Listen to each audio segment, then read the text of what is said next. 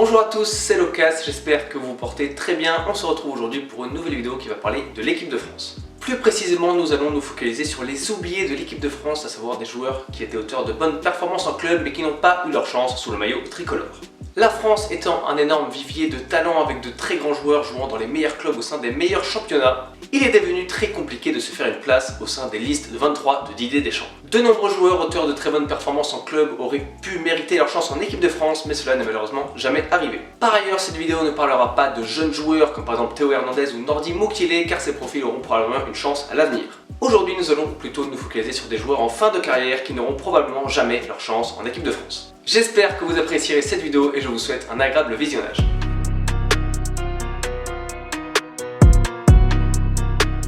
Notre premier profil est un gardien de but avec le joueur de l'AS Monaco, Benjamin Lecomte. Lecomte est un cas légèrement particulier car il a déjà été convoqué 2 fois avec l'équipe de France A, mais malheureusement il n'a jamais eu la chance de disputer la moindre rencontre et il compte donc aujourd'hui toujours 0 sélection. Véritable révélation de la saison 2017-2018 avec Montpellier, qui était la deuxième meilleure défense du championnat à l'époque, il va être cette saison nommé dans les 4 meilleurs gardiens du championnat de France. Il va ensuite rejoindre Monaco où la donne va légèrement se corser. Il est arrivé au moment où le club monégasque n'allait pas très bien et il a cette saison eu plusieurs blessures. Dans le même temps, le gardien du LOSC, Mike Maignan, a connu une étonnante progression et aujourd'hui Lecomte ne semble plus en mesure de connaître la moindre sélection avec l'équipe de France, alors qu'il aurait sans doute mérité de porter le maillot des Bleus suite à son excellente saison à Montpellier. Après des passages à Saint-Etienne et à Lille, Kevin Malcuit évolue à Naples au cours de la saison 2018-2019.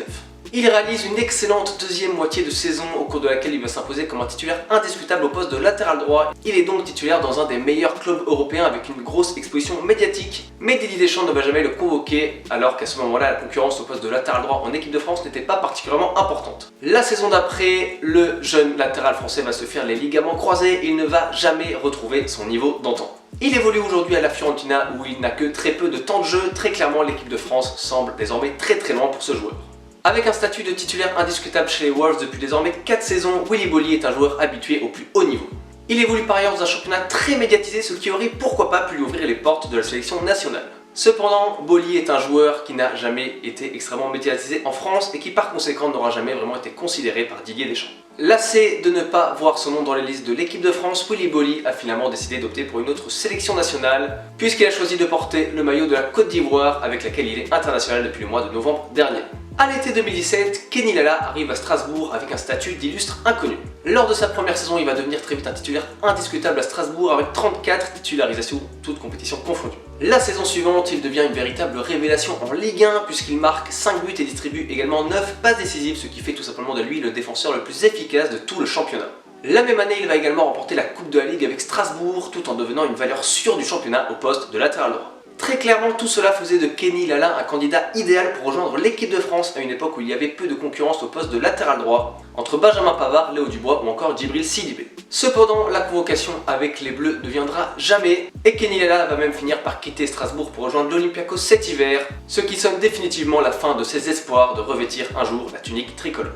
On enchaîne avec le milieu d'Everton Abdoulaye Doucouré qui est selon moi le joueur de cette vidéo qui aurait le plus mérité d'avoir sa chance en équipe de France. Formé à Rennes, Doucouré est devenu une valeur sûre de Première Ligue tout d'abord à Watford au début de l'année 2017. Lors de sa première saison complète, il dispute 36 des 38 journées de Première Ligue dans son intégralité, faisant de lui le joueur le plus utilisé de l'effectif. Lors des 2 saisons suivantes, il va garder un statut de titulaire indiscutable avec 70 titularisations, au cours desquelles il va inscrire 9 buts et distribuer 8 passes décisives. Doucouré possède un profil très intéressant, c'est un joueur qui a une immense activité, qui met beaucoup d'impact physique à la récupération et qui est également capable d'être décisif dans les 2 surfaces de réparation.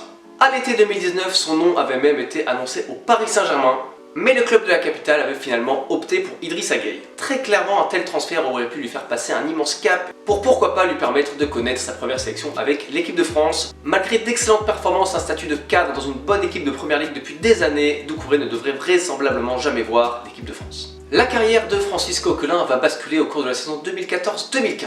Initialement prêté à Charlton, il va être rappelé par Arsenal qui souffre de très nombreuses blessures dans l'entrejeu. Le joueur devient titulaire indiscutable et il va disputer pas moins de 25 rencontres en une moitié de saison avec les Gunners. Coquelin possède un profil très atypique, c'est un travailleur de l'ombre qui récupère énormément de ballons au milieu et met énormément d'impact pour permettre de soulager son équipe. À Arsenal, il est donc devenu un joueur important, mais il ne va jamais pouvoir réaliser une saison complète à cause de multiples blessures. Suite à l'arrivée de Granit Xhaka au profil légèrement similaire, Coquelin va perdre de l'importance chez les Gunners et va finalement rejoindre la Liga du côté de Valence, puis enfin de Villarreal.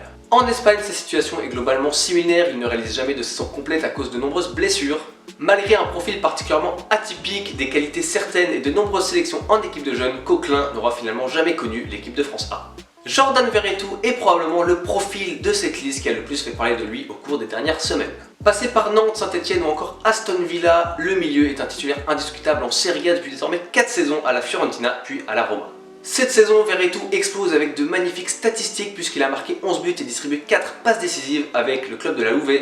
Lui qui compte 44 sélections avec les équipes de jeunes tricolores, il a réussi à s'imposer comme un titulaire indiscutable dans l'un des meilleurs clubs italiens, notamment grâce à une grosse intelligence de jeu et une excellente qualité de passe. Cependant, Jordan Verretou reste un joueur tout de même peu médiatisé et au vu de l'immense concurrence qu'il existe en équipe de France au poste de milieu de terrain, il semble tout de même très peu probable de voir un Verretou revêtir un jour le maillot de l'équipe de France. Formé à l'OGC Nice, Anthony Modeste va éclore à Bastia lors de la saison 2013, ce qui va lui permettre de rejoindre l'Allemagne où il évoluera avec Hoffenheim puis Cologne.